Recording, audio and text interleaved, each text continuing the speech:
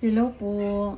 Dahil linggo ngayon, sama-samang kakain, ganun ang ugali natin na pag Sunday, sama-samang pamilya kumakain. Kaya nagluto ng medyo masarap naman na ulam ang aking anak.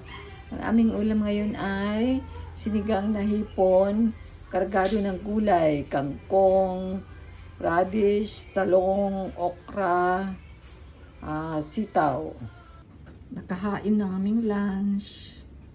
Kain na po tayo. Yun ang aking kanin. Ang sabaw ng sinigang na hipon. Ito naman yung aming dessert. Ice cream. Rocky Road tsaka double Dutch ang flavor. Kasi sobrang init ng panahon kaya palamig muna tayo.